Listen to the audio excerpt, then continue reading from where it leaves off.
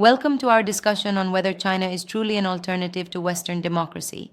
It's a topic that's as rich as it is controversial, and there's a lot to unpack here. Yeah. So, we're looking at this ongoing debate, right? The discussion really centers around whether China's political system can be seen as a credible substitute for the pluralistic electoral democracy that we typically see in the West. Exactly. It's like when you look at China's model, it's not just a matter of having a different form of governance. It's also about the underlying values and social contract. It's like comparing apples to oranges sometimes.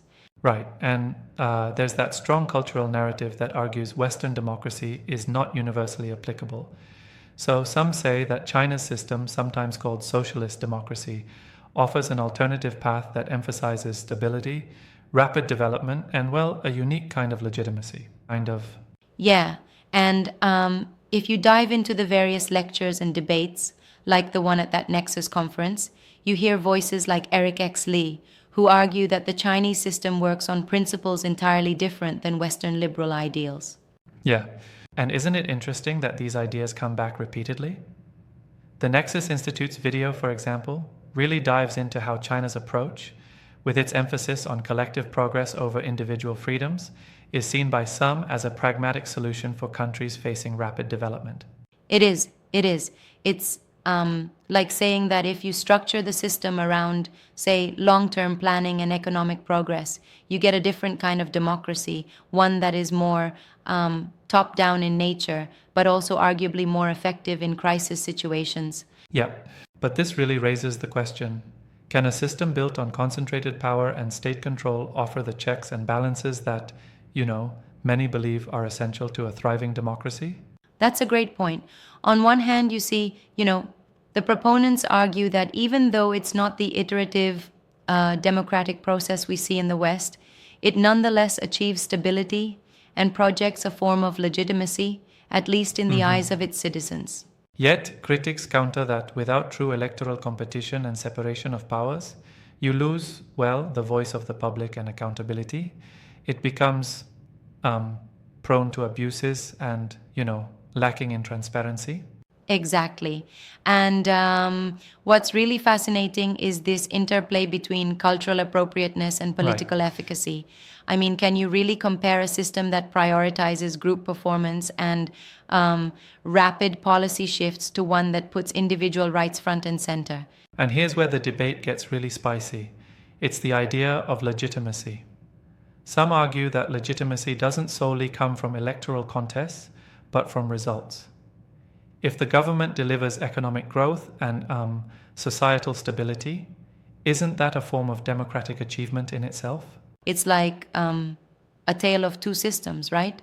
On one side, you have Western models that embrace procedural democracies with high importance placed on individual freedoms, even if it means slower decision-making.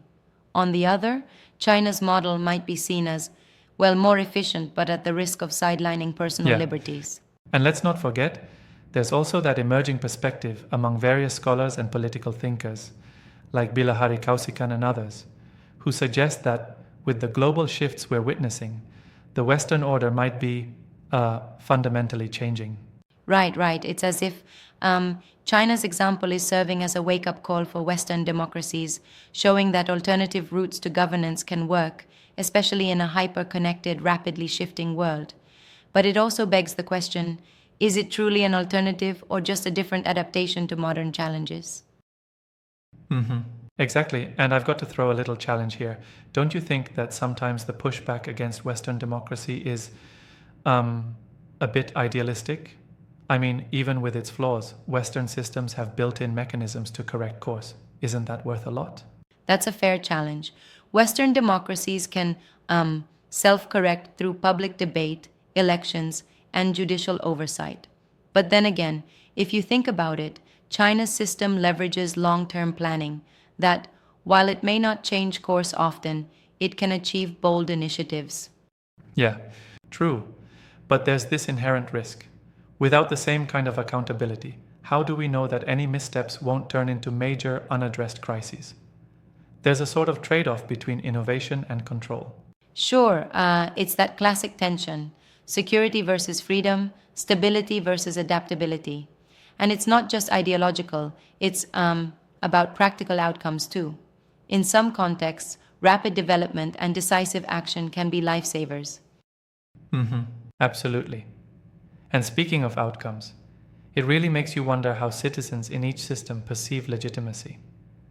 For example, in China, the emphasis on national rejuvenation and economic performance might resonate deeply, whereas in the West, the constant debates over individual rights are kind of the lifeblood of the system. Yes, it's like you're comparing the heartbeat of a crowd fueled movement to the steady pulse of a central authority. Both have their merits and pitfalls. I mean, it's like, one system is more like an orchestra playing in perfect harmony, while the other is a jazz ensemble riffing off one another. Right. And here's another twist. The same debate often spills over into discussions about global power and economic leadership. Critics of Western democracy sometimes argue that the liberal order is in decline and that alternatives, like China's model, are gaining traction precisely because they seem more resilient under pressure. True, true.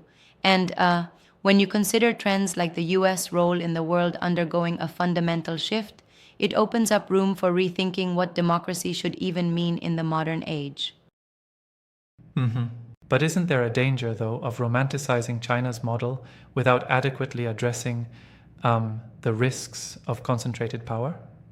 We have to wonder if, long term, that concentration could stifle creativity and dissent, which are, crucial for any real democracy. Absolutely, and that's the big point of contention. It's like you may get rapid decision making and economic development, but you might sacrifice the kind of vibrant debate and innovation that come from a pluralistic society. Yeah, and this is also where the cultural argument comes in. Many proponents of China's political system claim that the Western model is not one size fits all. They argue that historically many non-Western societies have operated successfully under systems that emphasize, collective welfare over individual power. Yeah, it's like each system grows out of its own historical and cultural soil. The success or failure of a model really depends on local contexts.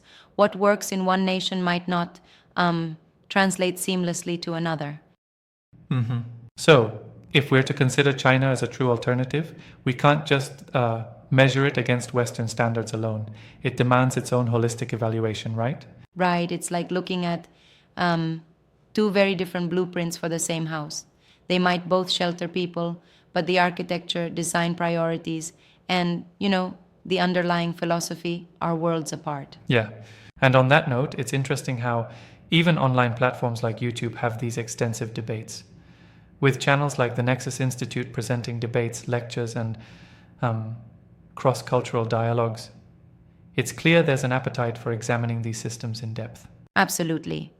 This kind of open debate helps shine light on both the strengths and limitations of each model. And it's fascinating to see how global audiences, regardless of their political leanings, are engaging with the question: are we witnessing the rise of an alternative or just a different configuration of power? Mm-hmm. Right. And it also prompts us to ask, what does democracy truly mean in a global context? Is it purely about elections and individual rights? Or does it also encompass broader notions like national progress and social harmony? Exactly. It's a debate that's both philosophical and practical. And in these discussions, there's also an element of self-reflection in Western societies, wondering if perhaps, in light of economic inequalities and political polarization, there's room to learn from alternative models without necessarily wholesale adoption. Yeah, definitely. I've got to say, while I appreciate the emphasis on different cultural paths, I'm still a bit skeptical about how much we can extrapolate China's model to a universal alternative. There are too many variables. I understand that concern. And that's the beauty of it. The debate forces us to examine our own assumptions about democracy. It's truly a call to reconsider what effective governance looks like in a globalized world. Right on. To wrap up, it's clear that the discussion about China as an alternative to Western democracy isn't black and white. It's a nuanced dialogue with valid arguments on both sides, and the conversation is evolving along with global politics. Exactly. And it reminds us that democracy in any shape or form is a work in progress, a living, breathing system that must adapt.